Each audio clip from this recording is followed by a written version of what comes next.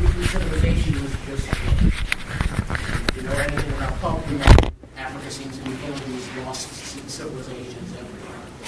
And it was very advanced and pacifistic, and he set up this amazing physical marvel and scientific marvel. When you get to the stories, he's almost ordinary. You think about Doc Savage. Doc Savage is known for things like breaking the neck of a polar bear. And all of these amazing feats that you can maybe see somebody that's 6'8" and 260 pounds, maybe that trained doing.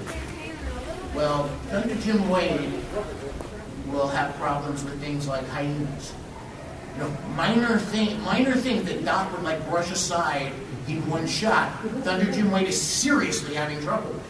So there was a problem with the stories when you get there. So when Prose took it over under Tommy Hancock in agreement with Altus, they sort of said, here's the basis, here's the two aids. And Thunder Jim Wade has an amazing craft called the Thunderbug. Great name, I love that. The Thunderbug is directly stolen from Jules Verne. It is an airship, plane really. It is a submarine, it is a boat, and it is a tank. And it's always broken. In every story, the characters are fixing that stupid Thunderbug. Because I think Kuttner didn't really like the aids. He created these two aids, Red Argyle, who's a giant man who has great finger dexterity with mechanical stuff. And another guy, Dirk Morat, who's a short, thin guy with the name Dirk. Yes, he throws knives. You know, this was not a subtle bunch of stories. And they were hand and muck, just pure and simple. They were fighting all the time, but every time the story started, he pretty much shoves them off screen to fix the Thunderbug. You know, so I actually kept a little of that in the first volume of Thunder Jim Wade, my short story, when they were in Crete, in the story that I did, and I had part of it with the Thunderbug busted, just because old time's sake. But I made a promise to Tommy Hancock that, because I'm continuing these novellas, we're not going to spend all our time fixing the Thunderbug. It's gotten stupid. So this story, the horror Hyperborea, I'm going to introduce you to the villain. And he's not the guy I'm mentioning at first. He's coming in at the character that we're going to start with is a character named Karl Wolf. And if you know Nazi history, he was a real Nazi. He was a member of the SS. He was one of the highest ranking members of the SS. And he wasn't shot or anything. He went to prison for a time and lived to like 1972, which is kind of scary if you think about it. So I took a little bit of extra pleasure with what I'm going to do here. So let's begin.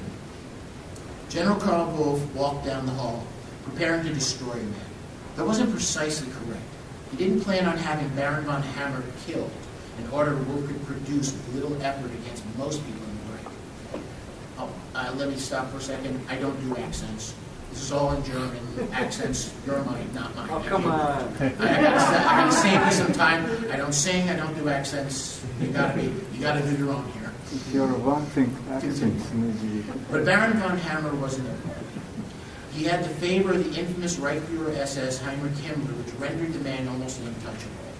Karl Wolf was Himmler's personal adjutant and was able to exercise power even over the SS leader's pets. And Baron von Hammer needed to be brought to heel, taught that in the SS you did not issue commands to the leaders of the elite guard of the rank. An athletic former soldier and war hero of the Great War, Karl Wolf was unquestionably one of the most powerful men in all of Germany. He held the general's rank in the elite SS and had the ear of Heinrich Himmler. Few questioned his future as one of the leaders of the rank. Although there were a few who held more power or position, Reinhard Heydrich, the leader of the Gestapo, was a superior for both power and position in the SS, but few could claim as much. Which is why Baron Victor von Hammer's behavior angered the SS general to such a degree. The Baron, who was a doctor of medicine and several sciences, not to mention a lesser general of the SS, seemed to have cowed even the terrifying Himmler to acquiescing to his every whim.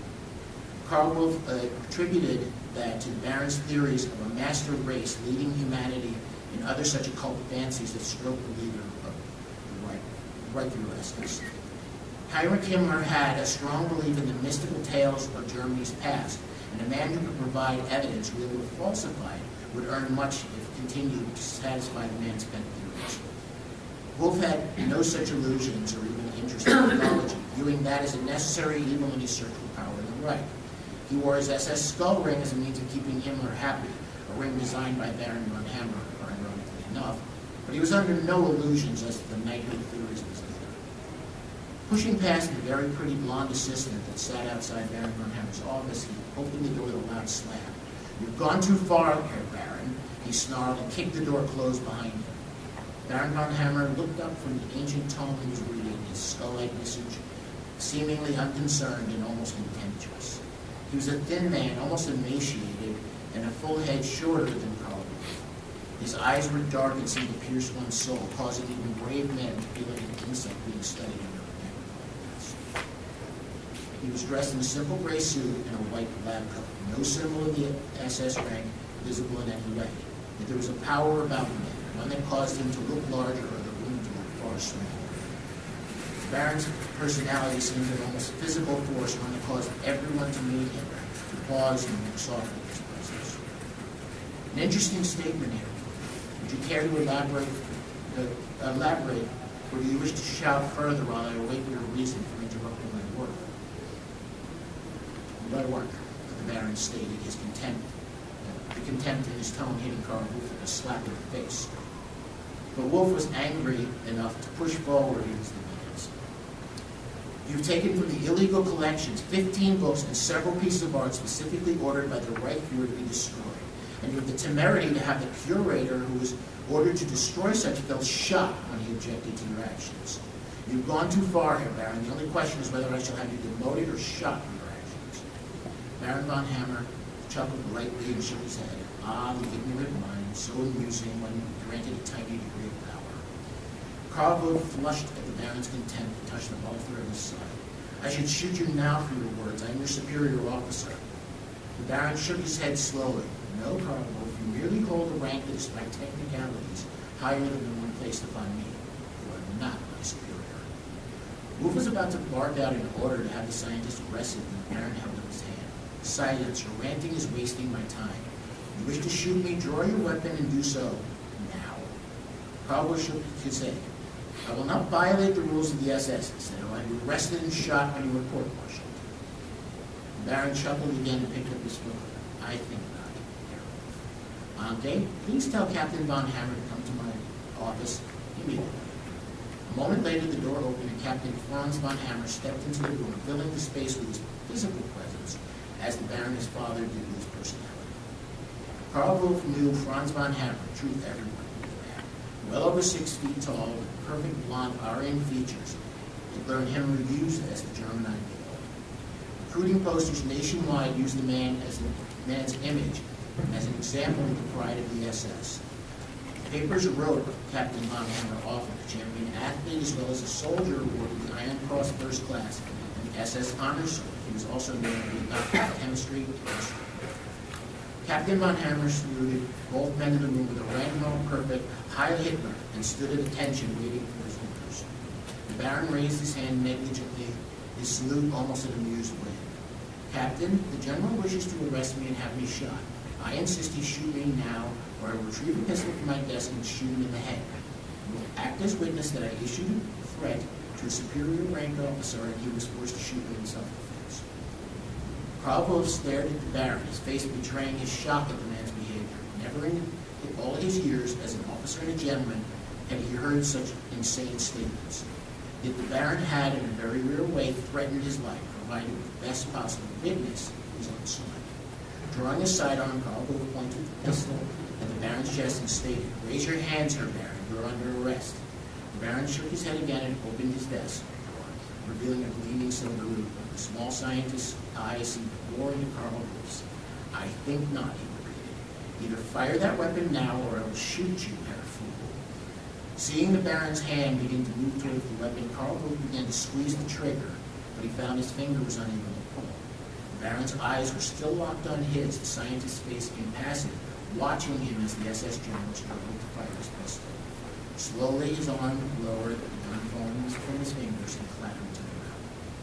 Sit down here, Von Hammer stated, and waited until the latter was seated. You could not pull the trigger because I did not allow you to do so. You now begin to understand why I am granted access to any and all items I choose to obtain in my work. You see, Himmler's belief in greater beings is in essence quite true. The books and artwork I required were necessary for the search for power wielded by humanity's ancient masters.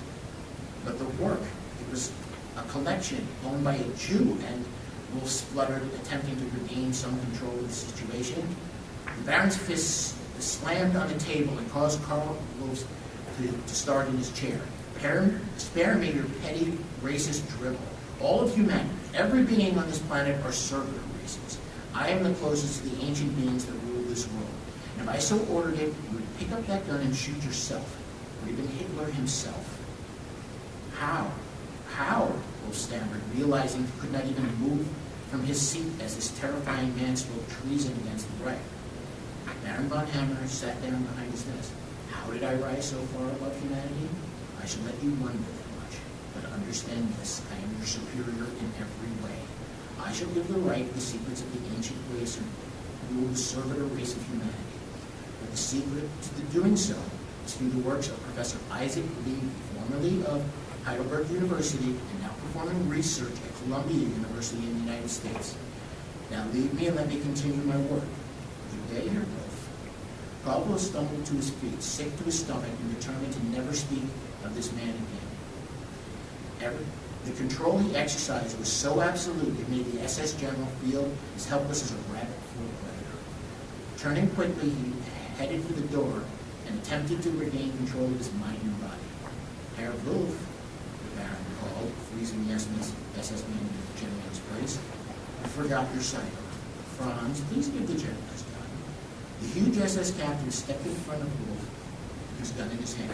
He lifted it up and bent the barrel with no visible effort and handed it to Wolf without any expression of his perfect handsome face. Your gun, sir, he stated, his voice as impassive as his visage.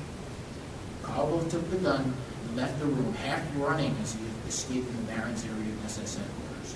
From that day on, he never spoke or admitted to any knowledge of the terrifying Baron von Hammer, even when prodded to do so after the war by Allied interrogators. Only in his worst dreams, one that caused him to wake up screaming, would he remember the skull-like face and the eyes that made him feel like an insect. You have orders for me, sir? Franz asked his father, still standing at attention. The Baron did not look up from the ancient text he studied. Yes, you will head to New York and obtain Isaac Levy for you. Only he can provide the locations of Hyperborea.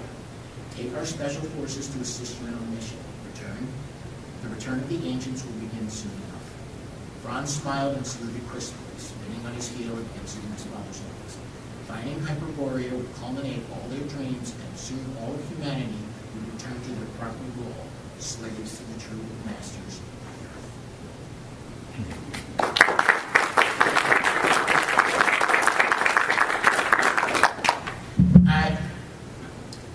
I know I shouldn't say, I'm Jewish, so getting a chance to humiliate a high-ranking German officer, it's just like, I was having such a fun time. I wanted to do more, but I realized it would just be gilding the lilies, so to speak. But I was having so much fun, messing, and I picked specifically him because he survived the war, and he lived after the war into the 70s, and so many people, not just Jewish, but all people had to deal with that terrible menace of humanity, the Nazis.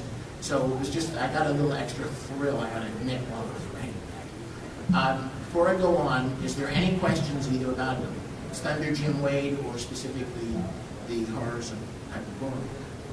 Anybody?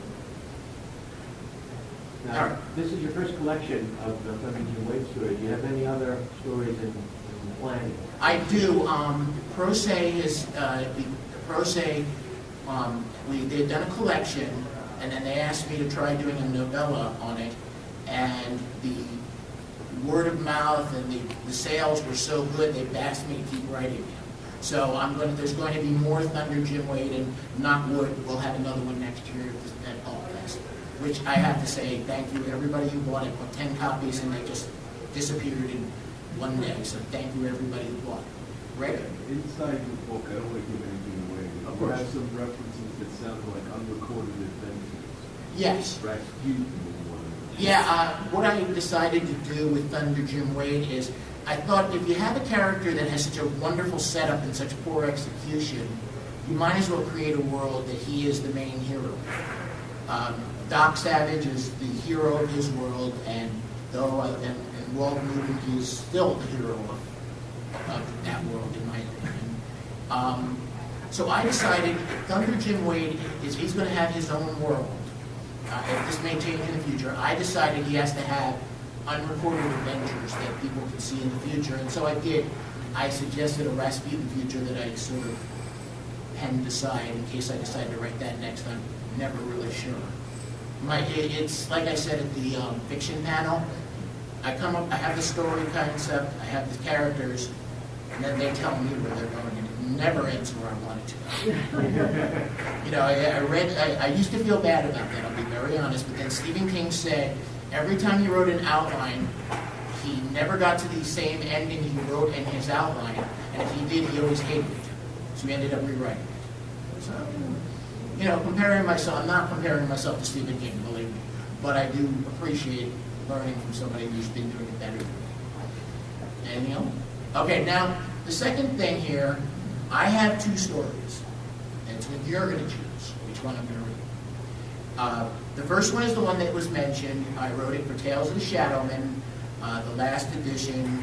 It's called The Blood of Frankenstein. It uses the French version of Frankenstein, who is nothing like any version you've ever read before. He is as evil as it gets. He's as scary as it gets.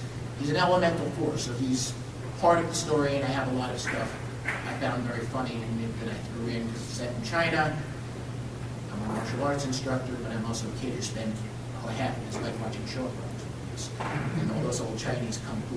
So I had a lot of fun with that. So that was fun, yeah. The other one is an original. It's coming out on the 24th of August, I believe, from Prose's One Shot. It's called Big Ol' Scorpion, and it's set in the late 50s, early 60s atomic era, and the character is a rockabilly musician. So I'm leaving it up to you guys, which one you prefer to hear. This is for you, I can read either one. I practiced them both. So anybody that wants Blood of Frankenstein, raise your hand. Okay, Big Ol' Scorpion.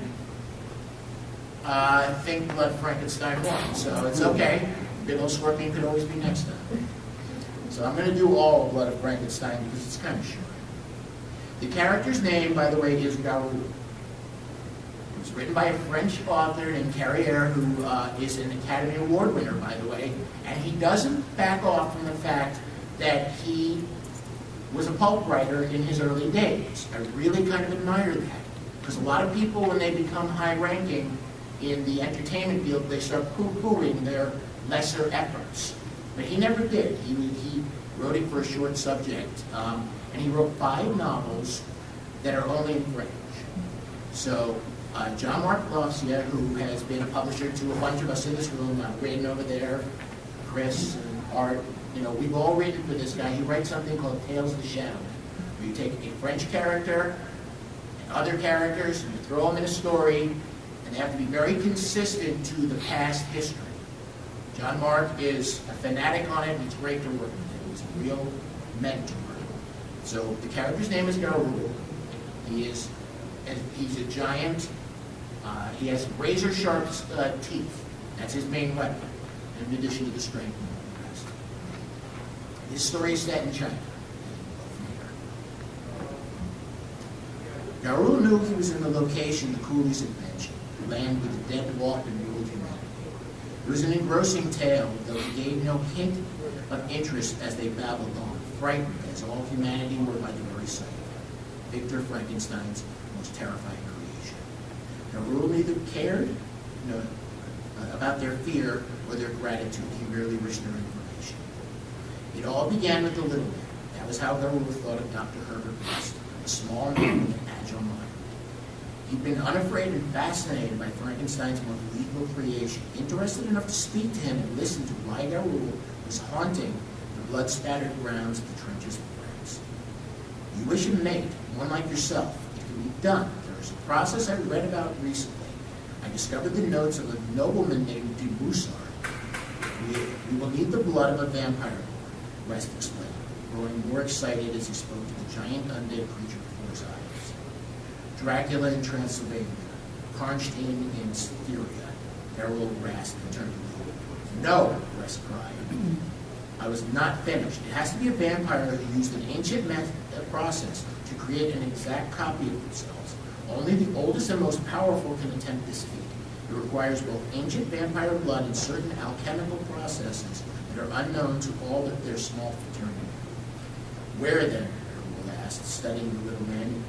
Impressive in his own way for a human, Herbert West was only moved by the creation of life from the dead. This was useful to Garul's plans for the future. Where Victor once refused to create a mate for him, West would succeed, and his plans would then move forward quicker. I have information on Dracula. What I have is sketchy at best. He is said to have created many of these copies.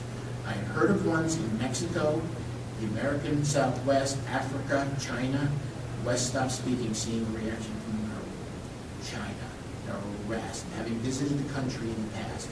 He traveled to Tibet, having heard of monks who could raise the dead through the use of magic rather than science. That intrigued him enough to travel the distance only to find that their art was one of that of the ancient alchemists.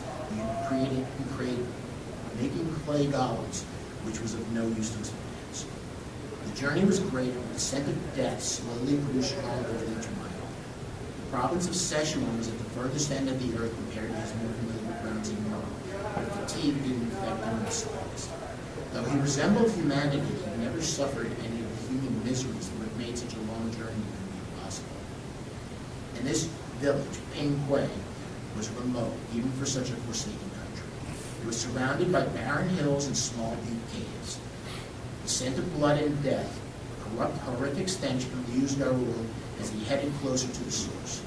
According to the coolies, the village was of no interest. The temple in the hills overlooking it was supposedly where the dead walked and feasted upon bread. The tale told to Garul was of 7 immortals made of gold, creatures called Jiangshi, who were stronger and faster than any man and had returned from the dead time and time again. He grinned at the thought, his huge, sharp teeth glinting in the darkness. That would be their test, whether they could return again and again after he tested their metal. The temple was a many-storied affair, a building, a near ruin with many corpses. The coolies had been incorrect in one detail. Instead of 7 creatures of power, there were 8. Garul soon realized that 8 was by far the most powerful. The others were lesser beings, less important, and he would brush them aside if they got in his way when he dealt with their master. Garul was about to step forward, but stopped when he spotted torches approaching the temple. 7 humans were coming, their strides intent and warlike. This simplified his plans. Garul's interest in the lesser beings was minimal. He would deal with their master and test his mettle after the humans had disposed of the others. Sifu Li, they are coming, Jianfu exclaimed, jumping about energetically. He was a man of medium height, dark hair, and wide, infectious grin that hid his true mastery of unique forms of fighting. His dark clothes were neglectfully tied, and all knew he would remove his jacket the moment the battle began. Calm yourself, Sifu Li intoned, his voice as relaxed as his tautly muscular form. His every motion was precise. No action was wasted in his movement. Everyone looked at him as leader, sensing he could defeat any foe in the end. Bring them on! My fists will destroy them all, lowed the muscular roared. He was a tall man with long hair tied back in a top-knot ponytail and a powerfully muscular physique that made him look taller than everyone present. He was even rasher than Qian Fu, but his kung fu was very dangerous. Men, that he swallowed, said, rolling her eyes as she drew her golden sword. She was a beautiful woman with hair in the same style as Lowe's, but dressed in loose brown jacket and pants. She was not quite beautiful, but she was striking, and more than one present glanced at her delicate curves with interest. Sifu Li is correct. Calm and controlled, we are our way to victory, Sifu Wang stated, his umbrella swinging slowly as he walked with the others, looking more like a man out for a daytime stroll than one going into battle. A tiny man with an intense face and a long queue that he occasionally tossed over his shoulder. There was an electric air of power about him, one that belied his size and relaxed demeanor. They advanced. Prepare yourself. One-armed Fang said, his voice just above a whisper. He held a shortened sword in his one hand and seemed to possess an air of melancholy that hung about his person. The final member of the team was a thin, muscular, bald man in bright yellow robes of a Buddhist monk. His name was Liu, and he possessed a mischievous air about him, as if he knew you were about to fall down and intended to laugh as you stepped over the falling corner. Buddha blessed us, and remember, hit them, Qian Fu. Qian Fu was about to answer when 7 open vampires stepped into the doorway. They were all tall, with rotting green skin, sharp incisors, and face hidden behind their golden masks.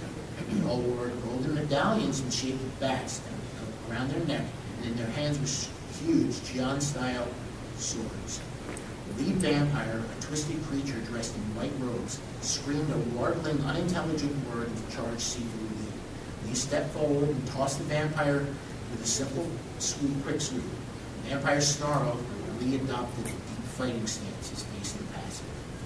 Did that monster say, destroy them, or please wash my ante, Qian Fu asked, tripping as he causing the vampire to sort of missing by mere inches. His fighting style was acrobatic and made him look as if he was perpetually falling down and causing nearby objects to hit his opponent. Pay attention to your opponent, Sifu Wang replied, as he blocked the vampire's sword by knocking the attacker's arm inside of his umbrella. No opponent can defeat me, Lo, the muscular screamed just as the vampire stabbed him in the chest. He yelled loudly, waved his arms about before crashing to the ground and laying still. He was incorrect, Lu stated, leaping over the vampire, attacking him, and landing in his feet, his hands before him in a pose of prayer. He tapped the vampire on the shoulder and ducked as it swung, kicking it aside, watching as the creature stumbled to the ground. One-armed Fang and Lady Swallow did not reply as they engaged during sword to sword. Their styles were vastly different, fascinating to watch. Fang's attacks were lightning strikes, his shortened sword moving too fast for the eyes to see. Meanwhile, Lady Swallow's sword snaked out like the tongue of a serpent, causing the vampire to leap about and block far more than he was able to attack. Earl stood in the doorway of the main chamber of the temple, watching as the leader re-entered the main chamber. The room was large, round, and possessed multiple altars with chained dead women lying on slabs. They were completely drained of blood, and a large cauldron filled with their blood rested. The room stank of rotten death, all perfectly incarnated by the tall, bald Chinese man who screwed about murdering persons.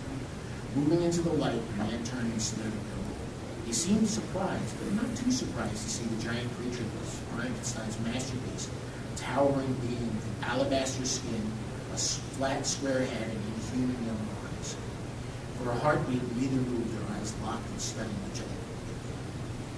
I've met your kind before, the vampire stated.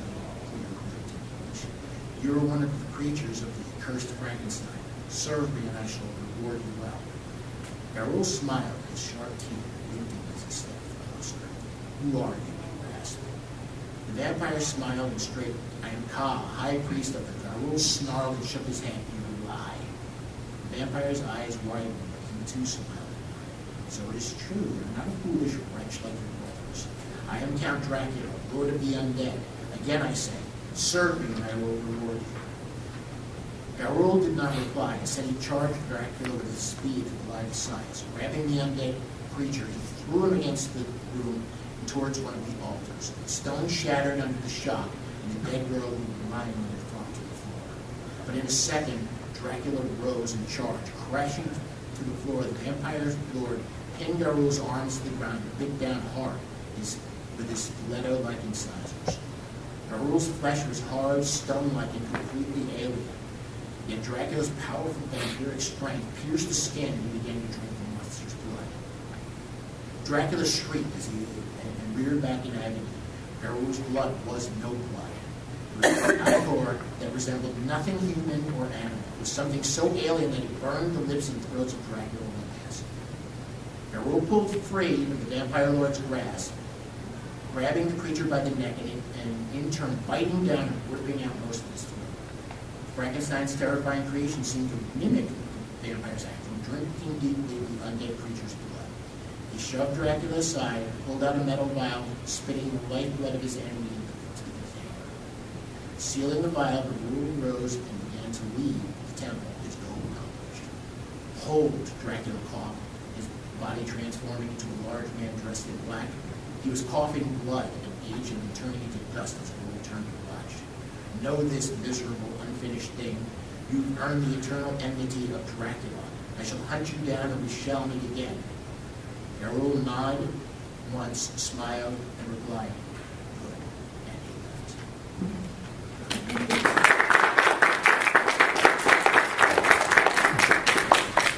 I gotta tell you, I was having a ball writing that because I spent half my life or more watching old kung fu movies. And John Mark indulged me in that. He said, okay, they're all from different periods, but you know what? It's just fun to keep it. And so he let me have some fun with that. Every one of them is based on a Chinese movie character. Sifu Wang, for example, is the most filmed character in history. Character's name is Wang Fei Hung, who's a real martial arts instructor and doctor. And there's been over 300 movies in China. He was played most famously by Jet Li. And he was a real man who spread martial arts to that part of the world. He's an amazing human being. And he died in the early 1900s, actually. Sifu Li is obviously Bruce Lee. Every martial artist's hero. Most famous for me, most enjoyable was Lo the Muscular. There was a very famous martial arts movie actor named Lo Mang, who had a fabulous physique. I mean, the man had what you would consider absolutely Herculean Apollo physique. And in 3/4 of his movies, he would declare himself the most powerful and get killed. It just became a running joke. The minute that man said he can't be beat, you know he's going to die by the last reel. Sometimes he was the hero, the villain that would die in the last reel specifically. You just wanted to know how. So it's like, oh, I got to use this guy.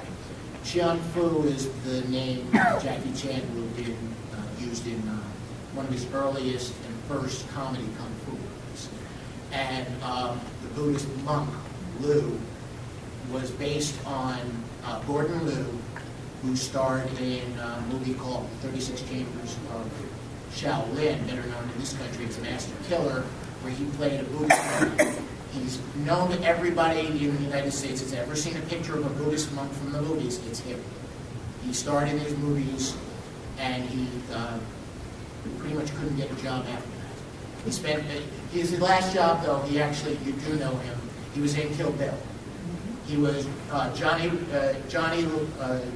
Lowe with the mask on in the battle scene at the end of the first movie, and he was the trainer, the martial arts instructor in the second movie who beat up on Uma Thurman while he was teaching her.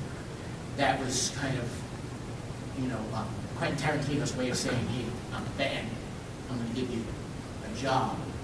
And ironically enough, the martial arts instructor that he played is a legendary character who Gordon Liu killed in 3 different movies. And funny enough, it was usually the same actor in all of those movies.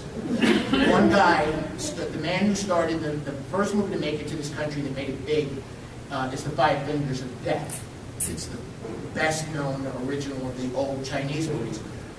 He couldn't really work after that, so they put him in a white wig and a white beard and mustache, even though he's a young guy, and he spent the rest of his career playing these evil old men who would get killed in the last reel after beating up on the hero of the first movie. It became real funny. So, any questions on anything here? Get back. You left out One-Armed Fang, a.k.a. David Chang as the new One-Armed Swordsman. Well, there were 2 One-Armed Swordsmen. One-Armed Swordsman is one of the most famous Chinese movies. A guy who was a poor kid who was at a martial arts school, gets his arm cut off, and then discovers with the girl he was living with that he could invent his own style, a one-armed style. But it was originally played by a man named Jimmy Wang Yu. Jimmy Wang Yu was the first one-armed swordsman. He played him in 2 movies, And then he said, I'm above this. So an actor named David Chang, who was in, it's funny enough, David Chang was, we use the Seven Golden Vampires, he was the star of the Seven Golden Vampires. So I probably grabbed him because I was thinking of the Seven Golden Vampires when it came out, but I was really using the Jimmy Wang Yu version because he's a very depressed character. He spends most of his 2 movies very, very, very depressed about his losing it. Anything else? Just Rick? one thing to add to what you said. Jimmy Wang Yu did rip-offs of the unofficial rip-offs of the one-armed swordsman. Yes, he did. He got killed by Zatoichi, the Japanese blind swordsman. In Zatoichi meets the one-armed swordsman. Zatoichi, the blind swordsman, played in like over 30 movies, met 2 famous characters. The first was the one-armed swordsman, though it wasn't really him. He ends up getting killed in the last film. And he also met one other. He met Yojimbo, from the famous Akira Kurosawa. He didn't die in the last reel because it's Akira Kurosawa and they had enough respect there. But before that, actually, Rick, there was a second Zatoichi movie. The villain of the piece was the main actor's brother, who went on to be the lone wolf in the Baby Cart movies. He played a one-armed swordsman, and it was Zatoichi who cut his arm off. So There's also real good family relation, really. There's also a movie, One-Armed Swordsman, which stars both Jimmy Wang Yu and David Chang. You see, I have that, but I still haven't seen it after it's been sitting on my shelf on a DVD for 10 years now. And I still haven't seen it because, I don't know, I have so much. Yes, back there. If you have the version that has the quick action, be careful because some of the DVDs just jump from one action section to another, and the story's already tangled I'm enough. sure you're right. You know what? After 10 years of sitting on my shelf, that thing is probably probably gonna warped sit at there this forever. point. So, and plus, every time I think I'm going to sit down and watch it, 10 more things are given to me that day. So Yeah. it just doesn't. It may never happen. If it does, Most of just these remember things that. happen. Usually, I see these movies when I'm really sick and I can't move, and I just have to keep putting things on because I can't do anything. But I don't get sick that often. But this is the way I ended up seeing all the Teenage Mutant Ninja Turtle movies when I was younger. So much to my regret, really. So I may see it one day, but I honestly at this point don't believe I will. Anything else? Thank you very much for coming. I really appreciate you giving me your time.